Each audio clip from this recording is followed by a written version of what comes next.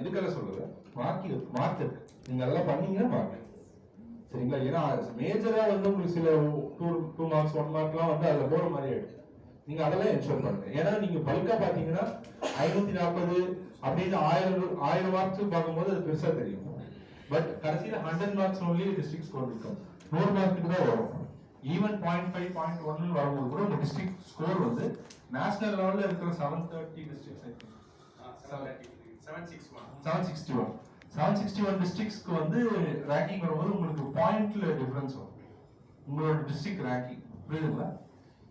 அதே மாதிரி உங்களோட வில்லேஜோட பெர்ஸ்பெக்டிவ் பேஸ் பண்ணி தான் உங்களோட டிஸ்ட்ரிக்ட் ரேங்கிங் கூட. ஓகேங்க. ஸோ அதுதான் இப்போ இந்த கொஸ்டினர் பார்ட்ட பொறுத்தளவு இது ஃபர்ஸ்ட் நம்ம மேக்ரோ லெவல்ல பார்த்தோம் என்னென்ன காம்போனன்ட்னு 4 காம்போனன்ட்ஸ் பார்த்தோம். So first desktop verification, second direct observation to individual household public places as well as SGLR site, then third direct observation to respective plant, then fourth citizen feedback. So இந்த first desktop வெரிஃபிகேஷனை மட்டும் exclude பண்ணிருங்க.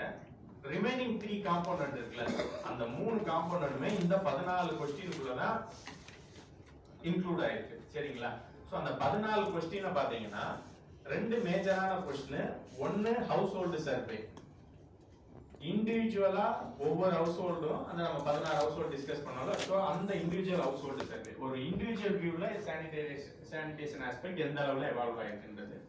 ரெண்டாவது public places. Public பிளேசஸ்னா நம்ம அந்த 7 இடம் சொன்னேன்ல, school, anganwadi, community sanitary complex, health facility, அதுக்கப்புறம் panchayat office, அதுக்கப்புறம் ஹார்ட் பஜார்ஸ். ஸோ இது போல ஒரு 7 social places. So 7+2 7+1 8 and 1 village schedule. Village ஷெட்யூலை பொறுத்தளவு மொத்தம் நம்ம இண்டிவிஜுவல் ஹவுஸ் ஹோல்ட் லேட்டின் எவ்வளவு கொடுத்துருக்கோம், ஐஎம்ஐஎஸ் ரிப்போர்ட்ல எவ்வளவு பேர் இன்க்ளூட் பண்ணியிருக்காங்க, நான் ஐஎம்ஐஎஸ் இன்க்ளூட் பீப்புள் எவ்வளவு இருக்கிறாங்க அப்படின்ற complete village level micro level information gather பண்ணிடுவோம் வில்லேஜை பொறுத்தளவு. So 9 tool. பேலன்ஸ் வந்துட்டு 3 வந்து பிளான்ட் அப்சர்வேஷன். ஒன்று கோபர்தன், இன்னொன்று எஸ்டிபி, இன்னொன்று பிளாஸ்டிக் வேஸ்ட் மேனேஜ்மெண்ட். ஸோ மொத்தம் 9+3 12. தென் 13th ஒன்று SGLR sites. அது வந்துட்டு ரேங்கிங்கோட இது பண்ணாது, பட் அது one of the major component. So 13th SGLR sites. Tourism spot. வந்துட்டு நம்ம respective hotel, resorts, tourism spots, home stay, dharamshala, அதுக்கான இது வந்துட்டு நமக்கு லிஸ்ட் அவுட் வந்து கொடுத்துருவாங்க. சோ 14th ஒன்று சிட்டிசன் ஃபீட்பேக். சோ இந்த 14 ஃப்ரேம் ஒர்க்ல தான் நம்ம அசஸ் பண்ண போறோம்.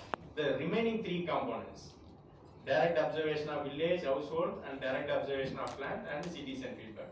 So இந்த 14 क्वेश्चनமே எந்த அடிப்படையில ஃப்ரேம் ஒர்க் பண்ணிருப்பாங்கன்னா, சிம்பிளா சொன்னது என்னது, phase 2 ODF plus phase 2 ஓட ஆஸ்பெக்ட்ல தான் எல்லா 14 क्वेश्चनமே ஆஸ்பெக்ட் எல்லாமே ஃப்ரேம் ஒர்க் பண்ணிருப்பாங்க.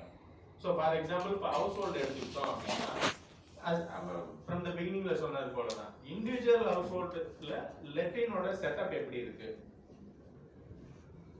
அது ஓனா இல்ல கவர்மெண்ட் எய்டடா, அது சிங்கிள் பிட்டா, ட்வின் பிட்டா, மேஜிக் பிட்டா அப்படின்ற இண்டிவிஜுவல் ஹவுஸ்ஹோல்டோட டாய்லெட் ஃபெசிலிட்டிஸ் அது வந்து டிஃபரெண்ட்லி ஏபிள்டு பீப்புளும் அக்சஸ் பண்ண போறோம், அக்சஸ் பண்ற மாதிரி இருக்கா. ஏன்னா 3.0ல பர்சன் வித் டிசபிலிட்டியும் இன்க்ளூட் பண்றதுக்கான ஒரு ரேஷியோவும் இருக்கு.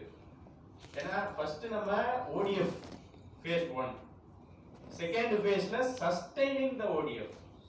அது எப்படி இன்னும் சஸ்டைன் பண்ணலாம், எப்படி வந்துட்டு அத ஃபீல்ட்ல வந்துட்டு நிலைக்குத்தன்மையில அத வந்துட்டு எக்ஸிக்யூட்ல அப்படியே வச்சிருக்கலாம். Third additional solid waste management, liquid waste management.